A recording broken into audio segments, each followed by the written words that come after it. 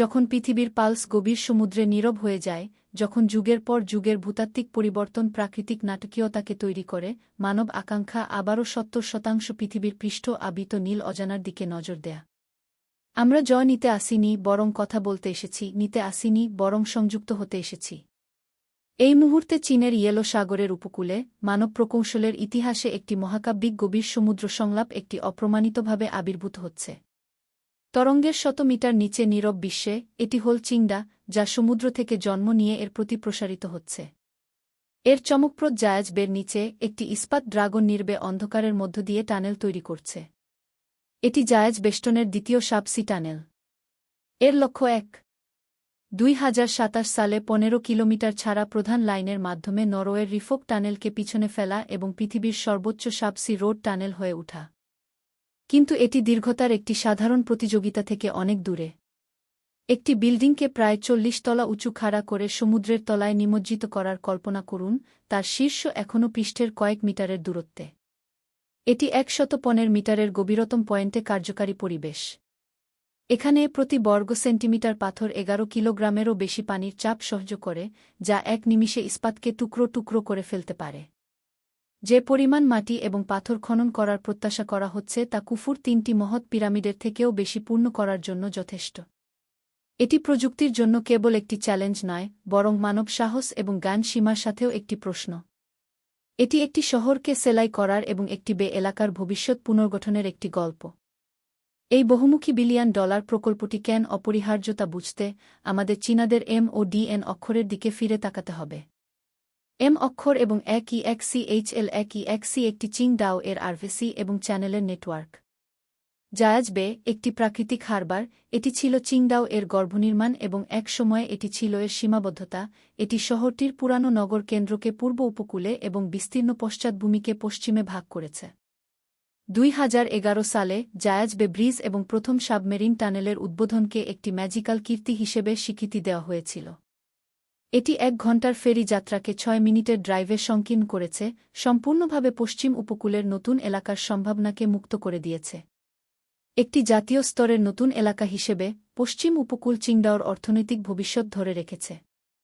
এর ২০২৩ সালের GDP ৫০০ billion রম্ব অতিক্রম করেছে, যা একটি মাঝারি আকারের প্রাদেশিক রাজধানীর সাথে তুলনীয়। তবে সফলতা একটি নতুন মিষ্টি দুঃখ নিয়ে এসেছে। প্রথম সমুদ্র পেরিয়ে যাওয়ার দৈনিক ট্রাফিক প্রবাহ দীর্ঘকাল ধরে জ্যামে আটকা পড়েছে। প্রায় ২ লক্ষাধিক যানবাহনের একটি প্রবাহ প্রায়ই এই প্রধান ধমনীকে জ্যামে ফেলে দেয়, যা শহরের অগ্রগতিকে সীমাবদ্ধ করছে। আরও গুরুত্বপূর্ণভাবে, চিংডাওয়ের দৃষ্টি হল সান ফ্রান্সিসকো উপসাগর বা টোকিও উপসাগরের মতো একটি বিশ্বমানের উপসাগর কেন্দ্রিক উন্নয়ন নগর এলাকায় পরিণত হওয়া। এর মানে হল যে পরিবহন কেবল সংযোগ নয়, বরং সংহত হতে হবে।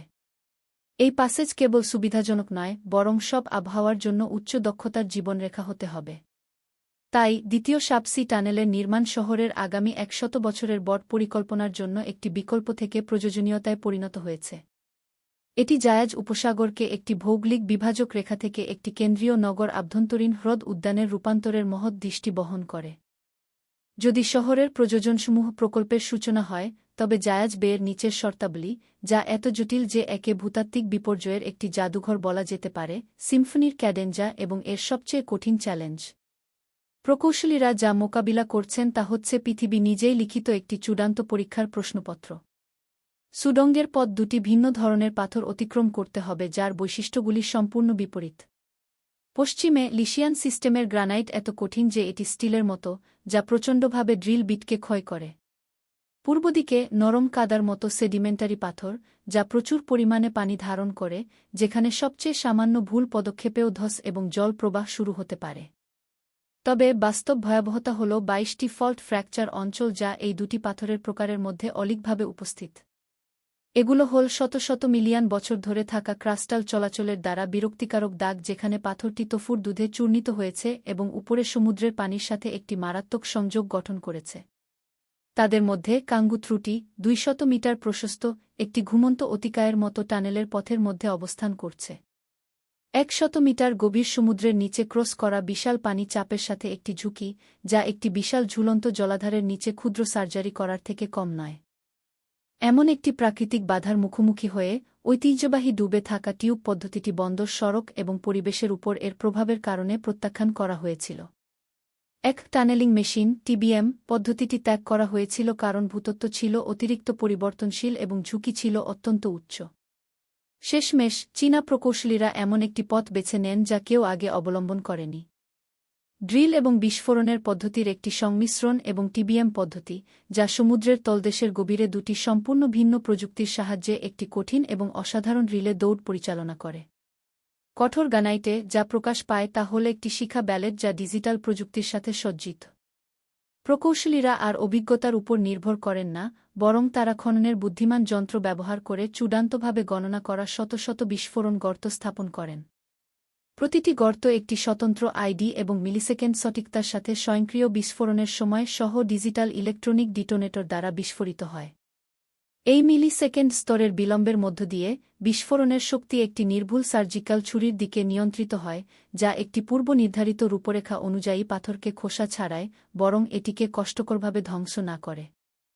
রুটি অঞ্চলে পার হওয়ার সময় তারা ভৌত তদন্তকারী হয়ে ওঠে, অগ্রসর খোদা এবং রাডার শনাক্তকরণ ব্যবহার করে ভাঙা পাথরের মধ্যে উচ্চচাপ সিমেন্ট গ্রাউট প্রবাহিত করে, সেলাই করে এবং এটিকে শক্তিশালী করে যাতে এটি একটি নিরাপদ আবরণ তৈরি করে। টানেলটি পূর্ব দিকের নরম সোজা দিকে প্রবেশ করলে প্রধান চরিত্রটি 15 মিটার থেকে বড় প্রশস্ত এবং মোট 4000 টনের কাছাকাছি ওজনের একটি সুপার টিবিএমে পরিবর্তিত হয়। এটিকে একটি জাতীয় রত্ন হিসেবে অভিহিত করা হয়। এই স্টিলের পাঙ্গালানের সামনের অংশ হল একটি বিশাল কাটার হেড যা সামনে থাকা মাটি ও পাথর চিবিয়ে খাওয়ার জন্য ঘুরছে। এর মাঝের অংশ হল একটি মোবাইল স্বায়ত্তশাসিত কারখানা যা অগ্রসর হওয়া অবস্থায় সঠিকভাবে কয়েক টন কংক্রিটের টুকরোগুলোকে রিং আকারে একত্রিত করে টানেলের স্থায়ী রেখা তৈরি করে। খনন ও নির্মাণ সমসাময়িকভাবে চলতে থাকে, অসম্ভবের পণ্যকে সম্ভব এ রূপান্তরিত করে। এই প্রকল্পের সবচেয়ে কল্পনাশক্তিযুক্ত ধারণা হল সমুদ্রের তলদেশে 2টি বড় রূপান্তর স্থান এবং একটি পরিষেবা টানেল নির্মাণ করা। এটি শুধু 2টি প্রধান টানেলের সংযোগস্থল নয়, বরং বায়ুপ্রবাহী ব্যবস্থার বুদ্ধিমান কেন্দ্র। ঐতিহ্যবাহী অতিশয় দীর্ঘ টানেলগুলো প্রায় সমুদ্রে অঙ্গহীন বায়ুপ্রবাহ টাওয়ার নির্মাণের প্রযোজন করে। এখানে প্রকৌশলীরা কেন্দ্রীয় অয়ানবাহন পরিষেবা টানেলটিকে একটি নিবেদিত তাজা বাতাসের চ্যানেল হিসেবে স্থাপন করেছেন, স্থলভিত্তিক ফ্যান টাওয়ার থেকে বাতাস নিয়ে আসছে এবং সেটিকে 2টি প্রধান টানেলে বিতরণ করছে। এই ডিজাইন শুধুমাত্র একটি বিশ্বমানের বায়ুপ্রবাহ সমস্যার সমাধান করে না, বরং জায়াজ উপসাগরের নীল সমুদ্র ও আকাশকে সম্পূর্ণরূপে রক্ষা করে, প্রকৌশল ও প্রকৃতির মধ্যে একটি সঙ্গতিপূর্ণ সহাবস্থান অর্জন করে। যখন 2027 সালে ঘণ্টা বাজবে এবং জায়াজ বে এর দ্বিতীয় সাবমেরিন টানেল আনুষ্ঠানিকভাবে খুলবে, তখন হয়তো দৈনিক কয়েক লক্ষ মানুষ যারা এর মধ্য দিয়ে যাবে তারা এটিকে কয়েক মিনিটের মসৃণ যাতায়াত দর্শন ছাড়া কিছুই ভাববে না। তারা বিপজ্জনক পরিবেশটি দেখতে পাবে না যেখানে হাজার হাজার নির্মাতা এই কয়েকটি মুহূর্তের সুবিধার জন্য হাজার হাজার দিন ও রাত লড়াই করেছে। টি শীর্ষস্তরের প্রকৌশলের চূড়ান্ত রূপ। বজ্রপাতের শক্তিতে আবির্ভূত, তবুও এটি একটি শান্ত বৃষ্টির মতো জীবনের মধ্যে নির্বিঘ্নে প্রবেশ করে। এর মহত্ত্ব সবার দৃষ্টি আকর্ষণ করার মধ্যে নয়, বরং ভুলে যাওয়ার মধ্যে রয়েছে।